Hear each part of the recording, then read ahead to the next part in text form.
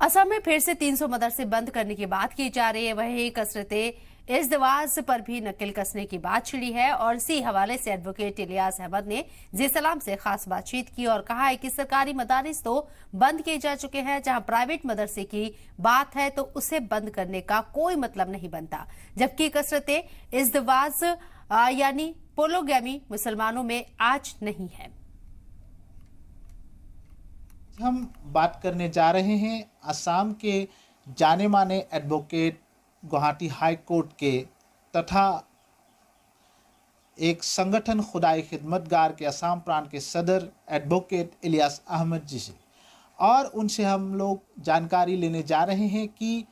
जो इस बार असम सरकार द्वारा और 300 मदरसे बंद करने की बात कही जा रही है उस पर, और जो पॉलीगेमी बहुविवाह जो असम सरकार ने बंद करने की एक कमेटी बनाई है उस पर भी हम जानकारी लेंगे।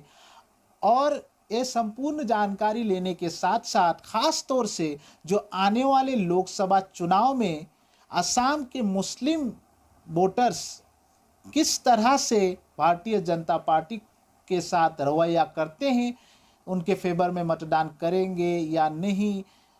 उनकी भी जानकारी लेने की कोशिश करेंगे कि उनका क्या प्रतिक्रिया है इसमें। देखिए, जो असम के मुख्यमंत्री है हिमंत बिश्वा शर्मा जी, जो ये मदरसा 300 मदरसा जो बंद करने की जो ये बात कही है या सुनाई दिया हम लोगों को, जो ये मुझे लगता है कि ये पॉलिटिकली मोटिवेटेड है। और जो मदरसा तो ऑलरेडी जो है गवर्नमेंट फंडेड मदरसे थे वो तो बंद कर चुके हैं, और अब जो ये कौमी और 300 मदरसा वो बंद करने की बात कर रहे हैं, ये पॉलिटिकली मोटिवेटेड है। स्टेट गवर्नमेंट का कोई रोल है इसमें प्ले करने के लिए। फिर भी वो जो है इसी विषय को जो है जानने के लिए कमेटी फॉर्म किए हैं वो अभी। तो मुझे नहीं लगता है कि ये स्टेट सब्जेक्ट है, मुझे लगता है ये सेंट्रल गवर्नमेंट ही कुछ कर सकते हैं पॉलीगामी को रोकने के लिए। देखिए, अभी तो जो प्रेजेंट स्टेटस जो है मुसलमानों के बीच पॉलीगामी है ही नहीं जो जितना है, इसीलिए जो अभी पॉलीगामी बैन करने से ही कुछ ज़्यादा फ़र्क पड़ेगा या कुछ पॉलीगामी अभी प्रैक्टिस हो रहा है मुसलमानों के बीच, मुझे नहीं लगता है कुछ ज़्यादा फ़र्क पड़ेगा, क्योंकि पॉलीगामी प्रैक्टिस है ही नहीं। मैं गुवाहाटी से शरीफुद्दीन अहमद, जी मीडिया।